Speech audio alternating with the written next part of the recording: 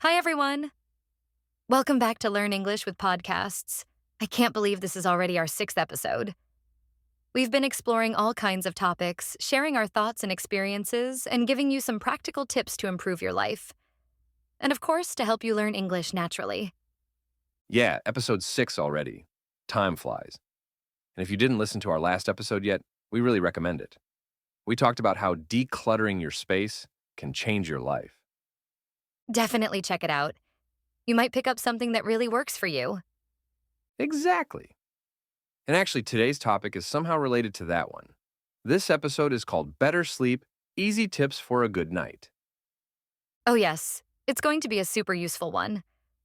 And you know what?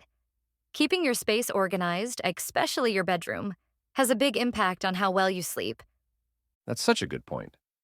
I think a messy bedroom can act like a visual trigger. It's like your brain sees the chaos and thinks, okay, I guess we're still in work mode, not in rest mode. Exactly. Clutter can create a subconscious feeling of stress. When you have piles of clothes lying around or random items on your furniture, your attention is constantly pulled in different directions. A clean and minimalist space helps calm the mind, which makes it easier to fall asleep and improves the overall quality of your rest. And there's another benefit. A clean room means less dust, fewer mites and allergens, so you can breathe better at night. Right. Sleep hygiene really begins with the hygiene of your surroundings. You know what? After we finish recording this episode, I think I'm going to wash my bed sheets and vacuum the floor. Oh, I have to confess, I should probably do the same. I guess we're both overdue for some household cleaning. Oh, L. Anyway, let's get back to the main topic. What's the next tip for better sleep? One thing we often underestimate is scrolling through our phones right before bed. Oh, yes. Guilty as charged.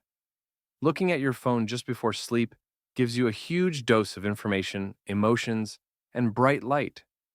Your brain suddenly goes into alert mode.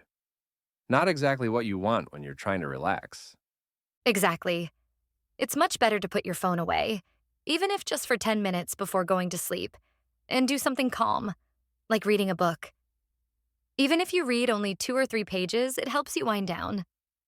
And you can take it even further. Try creating a calm atmosphere before bed. Instead of keeping the bright ceiling light on, switch to a small bedside lamp or some warm fairy lights. This soft lighting helps your brain slowly realize that it's nighttime and time to rest. It's like sending a gentle signal. Okay, we're done for the day. I like that. It's a small change, but it can make a big difference. Actually, that applies to all these tips. Big changes always start with small steps. Even putting your phone aside for a few minutes can already be a small personal success. True. And I also recommend putting your phone farther away from your bed, somewhere you can't reach it easily. That way, you're not tempted to check notifications at midnight. That's a really good trick. And by the way, we talked about this in detail in our episode, How to Build Healthy Digital Habits. Yes, go check it out if you haven't already. Okay, what's another tip? I think it's really important to build consistent sleep habits. Try to go to bed and wake up at the same time every day. That's interesting. So basically, you're training your brain to expect sleep at a certain hour? Exactly. When you have a steady sleep schedule, your brain learns to associate specific times with rest. And the more consistent you are, the easier it becomes to fall asleep naturally, without forcing it. Even on weekends? Yes, ideally even on weekends. I know it's tough. The key is not to put too much pressure on yourself. Just try. Even if you slip sometimes, it's okay. Progress is more important than perfection. I completely agree. Pressure and stress about sleep only make things worse. Speaking of stress, another important rule is to use your bed only for sleeping. Don't turn it into your office or your dining table. Oops, I've eaten snacks in bed more times than I'd like to admit. I get it, it's tempting. But the problem is, when you eat in bed, your brain stops connecting it with rest. If you treat your bed as a sleep only zone, you strengthen that mental connection, and it becomes easier to fall asleep quickly. And let's be honest, eating in bed can leave crumbs, and waking up in crumbs is not very comfortable. Absolutely. And we're back to our first point. Cleanliness and order matter a lot. But it's not just about your room, it's also about your mind. If you have 1,000 thoughts running through your head, it's really hard to fall asleep. So, what do you do if your mind won't stop racing? It depends on what's bothering you. If you're mentally making a to-do list for tomorrow, grab a notebook and write everything down. Transferring your thoughts to paper helps calm your brain. You don't have to keep repeating, don't forget this, don't forget that. Yes. And it doesn't have to be only tasks. You can write down anything that's on your mind, all the random thoughts and worries. Getting them out of your head makes it easier to let go and finally sleep.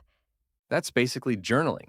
And journaling is such a powerful tool for reducing overthinking. I love journaling. Even just 5 minutes before bed can make a big difference. Totally agree. So that's the last tip we wanted to share. This has been such an eye opening conversation. I'm definitely going to try these tips in my own life. Me too. And I hope our listeners will as well. Let us know in the comments what you think. And if you enjoy our content, don't forget to leave a like and subscribe to the channel. In the description, you'll find selected words and expressions from today's episode. Try using them in your own conversations. Yes, it's a great way to turn passive vocabulary into active vocabulary. All right, time for me to do my laundry. Same here. Thanks for the chat. Bye. See you in the next episode.